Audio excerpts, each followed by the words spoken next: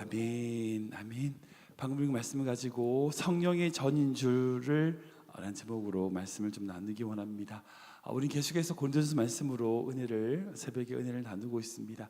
지난 시간에는 이 고린도 교회 안에 서로를 고소하는 부분에 있어서 하나님의 지적을 살펴보았습니다. 중요한 것은 고소하냐 고소하지 않냐 그 문제가 아니라 그 모든 어려움을 스스로 해결할 수 있는, 자정할 수 있는, 해결할 수 있는 지혜가, 판단할 만한 지혜가 있느냐 아니냐의 문제라고 하나님이 말씀하신 것을 볼 수 있습니다. 즉 그 고린도 교회 안에 그렇게 외부에 있는 법정에다가 고소하는 문제를 두고 하나님은 세 가지를 염두에 두라고 말씀하세요. 첫 번째는 뭐냐면 그렇게 고소하는 자들이 바로 너희 형제라는 거예요. 함께 형제라는 겁니다. 함께 하나님의 나라를 세워가는 동역자라는 사실을 기억한다면 우리가 물론 고소한다면 큰 문제를 고소하겠죠. 작은 것까지 고소하겠습니까? 그래 아무리 커 보여도 하나님의 나라와 하나님의 유업에 비한다면 지극히 작은 일에 불과하다는 거예요. 두 번째로 그렇게 고소한 그 행위 자체로 말미암아 그 고소에서 소송에서 이기든 지든 상관없이 다 지는 거라는 거예요. 그러니까 소송에서 이기면 이기고 지면 진다, 그게 아니에요. 아무리 소송에서 이긴다 할지라도 이미 사단에게 진다는 겁니다. 지는 거라는 겁니다. 세상의 법정에 그 문제를 가지고 나가는 것 자체가 사단에게 이미 패배 행위라는 말씀이에요. 물론 그렇다고 해서 먼저 소송을 하는 게 아니라 그 상대방 측에서 소송을 했다면 그거에 대한 대응은 해야 되겠죠. 아무튼 그러나 중요한 것은 여기서 말씀하시는 건 그런 소송이라고 하는 행위 자체가 지는 행위라는 거예요. 마지막으로 결국 그런 죄를 짓는 것, 즉 음행이든지 분쟁이든지 그런 여러 가지 죄악은 하나님의 나라를 유업으로 받지 못한다라고 선언하는 겁니다. 결국 이 말은 다른 말은 뭔지 아세요? 하나님께서 판단하신다는 겁니다. 결국 우리 인간의 눈으로 보기에는 잘못하는 사람들이 잘 사는 것 같아 보이고 성공하는 것 같아 보이고 그렇게 하는 것 같아도 아니요, 그렇지 않다는 거예요. 결국 그런 자들은 하나님의 나라를 유업으로 받지 못한다는 거예요. 즉 하나님의 심판이 있을 거라는 겁니다.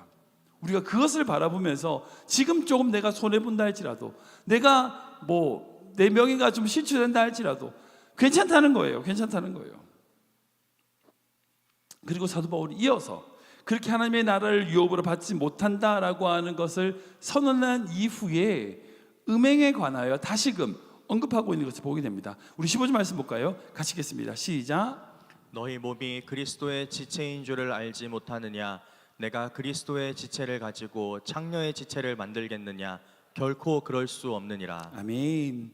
우리가 이미 이제 고린도서 5장에서 음행에 관련한 것을 살펴보았습니다. 5장에 그 음행에 관한 것이 기록이 되어 있어요. 근데 그 5장에는 아버지의 새 어머니를 취하는 좀 근친상간의 문제라면 이 6장에는요 일반적인 모든 음행에 대하여 말씀하고 있습니다. 창녀와 합하는 자가 정말 창녀의 지체를 만들게 된다는 거예요. 오늘은 두 가지 이유로 우리가 음행의 문제를 주의하고 다뤄야 된다라고 하나님이 분명히 말씀하고 있습니다. 첫 번째는 뭐냐면 그 음행이라고 하는 우리의 몸 밖에 있는 죄가 아닌 우리 몸에 범하는 죄라는 개념이에요. 그러니까 죄라는 개념을 다시금 정리하는 겁니다. 우리 18절 말씀 다시 읽을까요? 가시겠습니다. 시작. 음행을 피하라. 사람이 범하는 죄마다 몸 밖에 있거니와 음행하는 자는 자기 몸의 죄를 범하느니라. 아멘. 우리가 죄를 지으면 그 결과는 대부분 우리 밖에 있습니다. 이게 예를 들면 우리가 물건을 훔친다, 어떤 금방에 가서 금바지를 훔친다, 분명히 죄를 짓는 거죠. 그러면 그 금문방에서 훔친 금이 우리 몸 밖에 있는 거잖아요. 그것을 팔아가지고 돈을 취한다. 그러면 그 죄의 증거가 우리 밖에 있는 겁니다. 작물은 우리 밖에 있어요. 우리 몸 밖에 있습니다. 기본적으로 그렇습니다. 그러나 음행이라고 하는 죄는요 우리 몸에 있는 거예요. 왜냐하면 결국 이 말은 뭐냐면 우리의 몸이 작물과 같은 것이 된다는 거예요. 그 음행만 그런 게 있는 게 아닙니다. 음행도 있고요, 자해도 있고 자살도 자기 몸에 짓는 죄를 범하는 것입니다. 그럼에도 불구하고 오늘 말씀에 그러니까 음행이라고 하는 것을 언급하는 것은 이 고린도 교회 안에 자기 몸 안에 짓는 음행의 문제가 심각하다는 것을 보여준다는 거예요. 근데 이 문제는요 단순하게 음행을 한다, 음행을 좋아한다, 안 한다, 그 문제가 아니에요. 그 밑바탕에 다른 게 있어요. 뭐냐? 바로 헬라 사상, 즉 이원론적 사상이 그 밑바닥에 있기 때문이라는 거예요. 여기서 말하는 이원론이라는 것은요, 두 가지에서 거룩한 것과 속된 것을 구분하는 거예요. 거룩한 것은 거룩한 것이고 속된 것은 속된 것이라는 거예요. 그러니까 거룩한 것과 속된 것이 서로 연결될 수 없다는 거예요. 이것을 바탕으로 둔 것이 이원론인데, 이것을 두 죄로 나타난 이단이 뭐냐면 바로 영지주의예요. 예를 들면 그런 겁니다. 우리가 영으로 구원을 받았으면 육으로 어떤 죄를 짓든지 간에 상관없다는 거예요. 육으로 짓는 죄가 영에게 영향을 줄 수 없다. 왜냐하면 이거 둘이 구분되어 있기 때문에. 그러니까 영지주의는 굉장히 영적인 것처럼 얘기하지만 다른 게 아니라 굉장히 타락한 삶을 살아갔습니다. 그러니까 이 고린도 교회 안에 이런 헬라의 문화, 이원론의 헬라의 문화, 즉 이단의 영지주의의 문제가 들어와서 그런 음행의 문제에 대하여 자유하면서 아무런 거리낌 없이 그렇게 행동하는 것을 보게 돼요. 그래서 사도 바울이 중간에 보면 모든 것이 가하나 가하지 않다라고 말씀하니 바로 그 말씀이에요. 여러분, 우리 하나님이 우리를 만드시고 지으실 때 영을 만드신과 동시에 육을 만드셨어요. 그러니까 예수 그리스도께서 우리를 구원하신 것은 우리의 영뿐 아니라 우리의 육신 또한 하나님께서 구원하셨다는 겁니다. 그래서 우리 주님이 우리의 몸을 위한다고 말씀하세요. 13절 말씀 볼까요? 같이 읽겠습니다. 시작.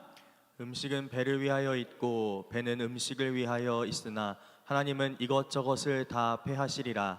몸은 음란을 위하여 있지 않고 오직 주를 위하여 있으며 주는 몸을 위하여 계시느니라. 아멘, 아멘. 만약 예수님께서 우리를 위하여 구원하시는 것이 우리의 영만이다. 여러분, 그러면 우리가 뭐 영적인 존재이기 때문에 그리고 분명히 맞는 말씀이긴 하고 우리의 영으로서 천국에 들어가는 것은 맞기 때문에 그 말이 일부분 맞을 수도 있어요. 그러나 예수님의 구원은요, 우리의 전인격적인 거예요. 영뿐 아니라 우리의 육신, 우리의 생각, 우리의 모든 삶을 구원하시는 전인격적인 구원이라는 거예요. 그러기에 우리가 육신으로서 죄를 범하는, 즉 창기와 음행할 경우에는 우리가 하나님과 한 영으로서 연합되어 하나 되듯이 그 창기와 한 몸이 된다라고 말씀하는 겁니다. 즉 우리 몸에 짓는 죄를 의미하는 거예요. 또 두 번째, 우리의 존재 목적이 바로 하나님의 성전이라는 겁니다. 우리 19절 20절 말씀 같이 볼까요? 같이 읽겠습니다. 시작. 너희 몸은 너희가 하나님께로부터 받은 바 너희 가운데 계신 성령의 전인 줄 알지 못하느냐. 너희는 너희 자신의 것이 아니라 값으로 산 것이 되었으니 그런즉 너희 몸으로 하나님께 영광을 돌리라. 아멘. 여기서 말씀하시는 성령의 전은 바로 거룩한 지성소를 의미합니다. 즉 우리의 몸에 하나님의 성령이 거하시니까 우리의 몸이 지성소가 된다는 거예요. 그리고 그렇게 귀한 거룩한 지성소, 성전을 세우신 이유가, 즉 값으로 우리를 사신 이유가 바로 하나님께 영광을 돌리기 위함이라는 거예요. 이 세상의 모든 건 다 존재의 목적이 있죠. 건물도 마찬가지입니다. 물론 때를 따라서 건물을 이렇게 지었다가 리모델링해서 고쳐서 다른 목적으로 쓰기도 하죠. 그러나 기본적으로 건물을 지을 때마다 그 지은 목적대로 사용하는 것이 가장 아름답게 좋게 사용하는 겁니다. 예를 들면 사람이 거주하는 그런 아파트를 지어놓고 공장으로 쓴다. 그만큼 불편한 게 없겠죠. 반대도 마찬가지고요. 아무리 좋은 아파트를 지어도요, 그 아파트를 공장으로 쓰면 그만큼 어리석은 것은 없을 거예요. 그와 같은 맥락으로 우리가 하나님의 성전으로 지음을 받았다면 우리가 그 성전으로서의 삶을 살아야지 음행의 도구로 사는 것은 아니다 라고 말씀하시는 거예요.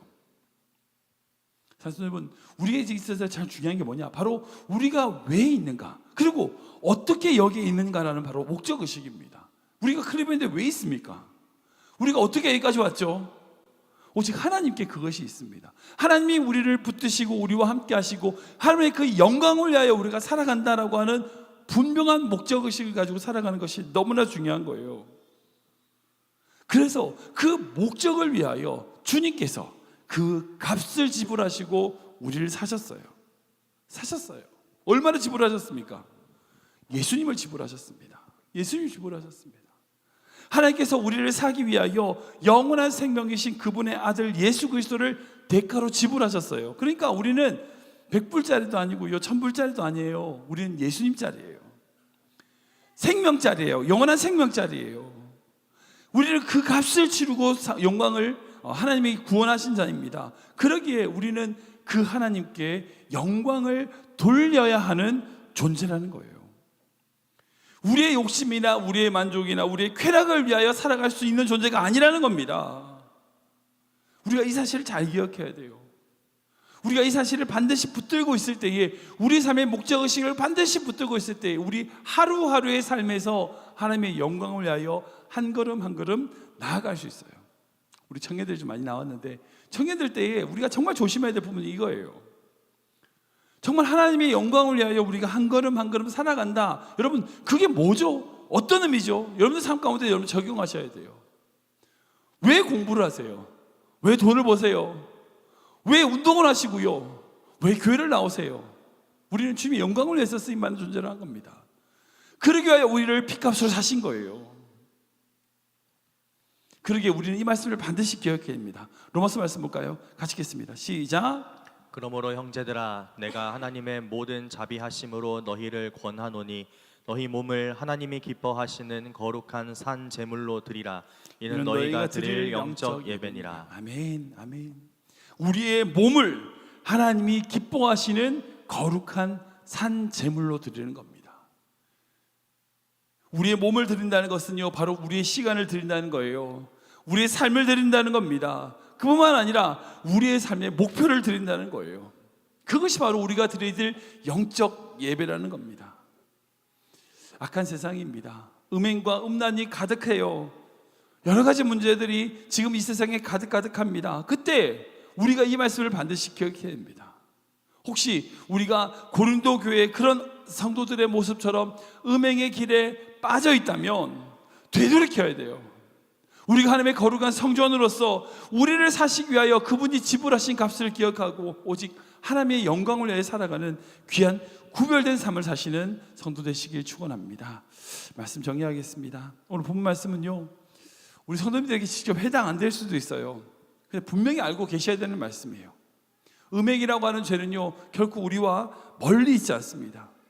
항상 깨어 있어야 돼요. 경계해야 되는 죄입니다.